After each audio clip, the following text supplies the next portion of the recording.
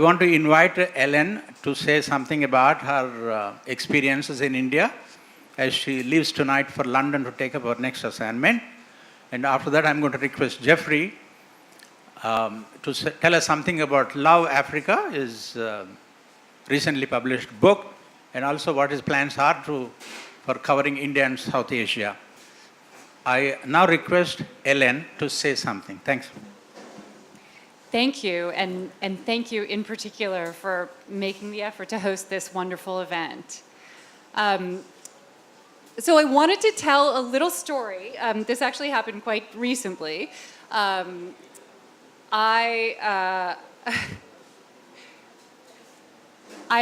recently wrote a story that about Yogi Adityanath. It was a front page story that was quite a tough story, and it caused a big backlash, the kind of backlash that you really only see in India, where there are sort of torrential waves of let's just say abuse and a little bit of considered criticism. And it went on for a couple days, and I decided that the best way to handle this was to go to the most obscure location that I could think of, which was a small village that I had spent quite a lot of time in, a place where practically no one could read, which I thought would be a good kind of protection from the kind of diatribes that I was attracting. This is a place where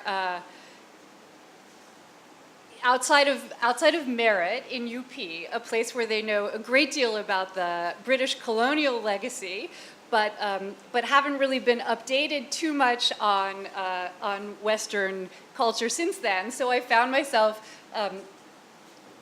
repeatedly trying to persuade them that I wasn't Edwina Mountbatten. Yeah, well, that's what they thought, and I would constantly be explaining to them that I was not British, but American. And I don't know how many of you have spent a lot of time in rural India, but it is a curiosity of many of these communities that they, in their cable packages, they pretty much all have the Discovery Channel. And their associations with America were based on their exposure to the Discovery Channel. So they would often say to me, "Oh, America, you raise lions. And you raise them, and then when you see them all grown up, you hug them." And I tried to explain that that wasn't a cross-section of American culture. The point of this is that I had gone to this little village in order to find some kind of refuge from the, you can't really call it chatter, it's like a cyclone of discussion that comes regularly in India when a new topic has arisen to discuss. And so I found myself sitting on someone's sharpoy under a tree, waiting, hoping that someone would offer me tea, and listening to a bunch of old men who were sitting under a tree and chatting about the marriage negotiation of the oldest son, and thinking, finally, I found some place outside the Delhi echo chamber, and I was sitting there listening to these old men talk, and one of them said, "Did you hear? An American journalist called Yogi a terrorist." It was very alarming because no one in that village could read, and yet somehow, like through the kind of telephone game that is Indian society, they had heard it within 2 days of my story being published. And the point of this story is actually something that I think is very valuable and which I will miss enormously, which is that in this country, when you write something, people actually pay attention to it. And I say this is valuable because in much of the world, this is ceasing to be the case.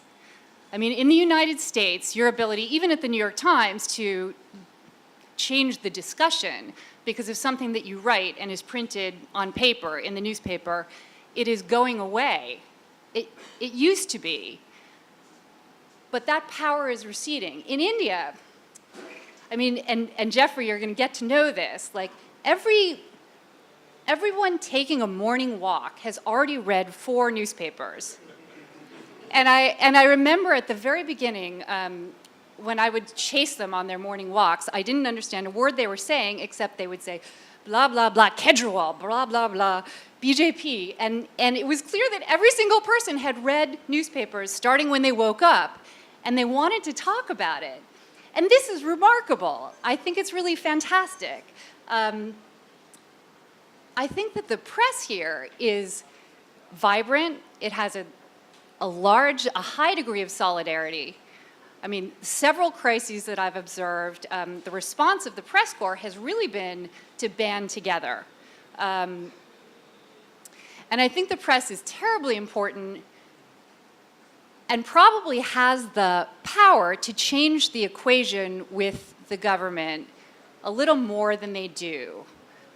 Working with officials here, you find that you are very commonly working on their terms. There is an exchange of access for control.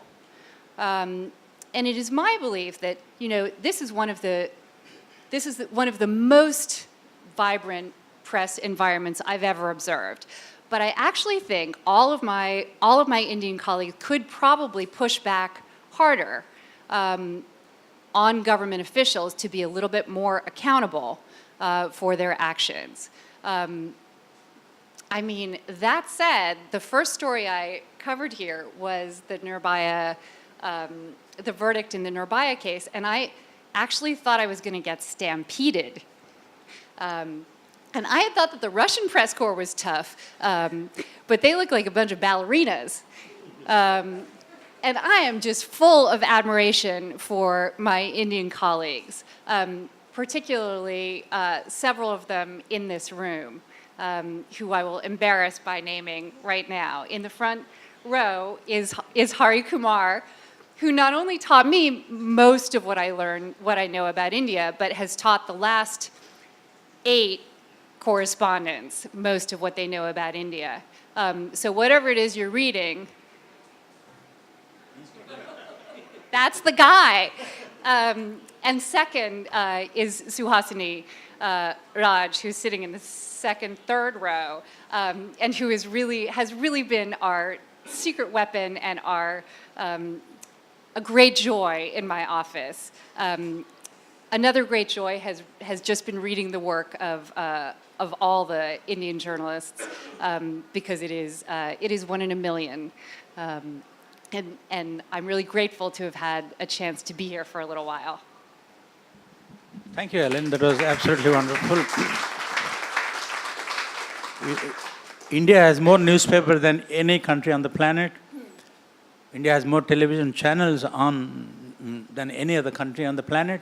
So much so that when Mr. Bill Clinton came here, he went back with a sore thumb, and Hillary asked him, I said, what happened to your thumb? He said, these Indian, what about the Indians? No, they have so many television channels. She says, so? No, my habit of channel surfing, I want to know what is going on every channel. I went on doing this, and it never goes on and on, because you have more than 700 channels, you see. So you ended up with a sore thumb. So I now invite Jeffrey. Sorry, yes. Thank you very much. Let me begin by thanking you for being so hospitable and collegial and welcoming. I was kind of taken aback when he proposed doing this event, because I've participated in nothing like this in East Africa. So that just, to me, was a very reassuring sign of how you guys operate here. I once read that journalists are shy egomaniacs, which I think is not totally off. And I think we are often more comfortable writing in our notebooks and criticizing others or passing judgment than taking a stand ourselves. So even to be in this position of speaking to a group on our 4th night here is something I really appreciate, and will try to say something remotely meaningful. First, I want to thank Ellen, who is an exemplary colleague and one of the best in our business.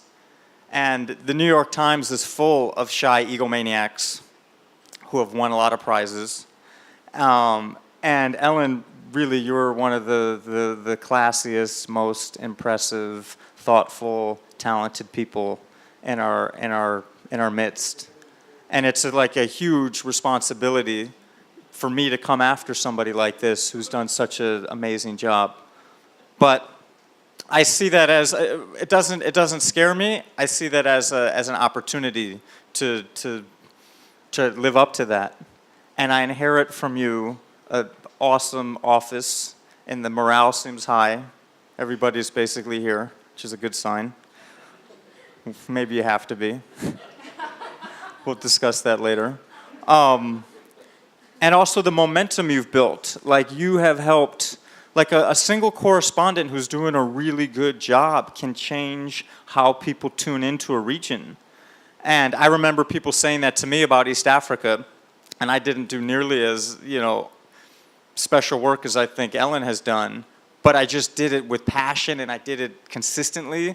And people would tell me, wow, like, I'm hearing more about East Africa now than I have for years.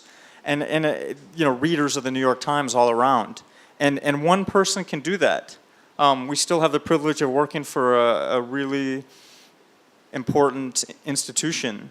And I feel that, that gratitude. I have a job like this. When I walked in tonight, somebody said, oh, I see you got a vest. It's yellow, the color of a guru. And I said, well, I got the wrong color then. I don't know a lot about this country.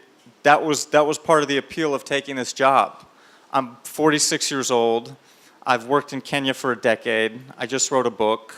I have a wife who's sitting here in the 3rd row, who's had enough of me singling her out at different things. She was working for the American Embassy as the coordinator of the INL Bureau, International Narcotics and Law Enforcement in Nairobi, which was quite a big job, managed tens of millions of dollars, and collected a lot of information that she was not allowed to tell me, which was very frustrating.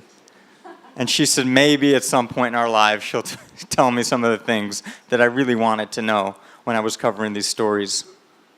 But I wanted to do something. I'm just going to explain a little bit like why I'm sitting here, because you all are looking at me and want a sort of a little insight into how I ended up here. And it was because I wanted a big challenge. I wanted to push myself.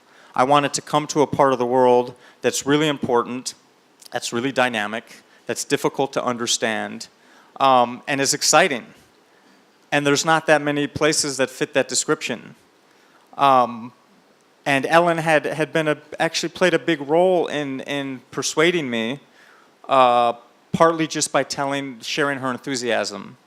And a piece of her enthusiasm was what we're seeing in this room tonight, which was a blend of the expat, of the outsider, and of the local.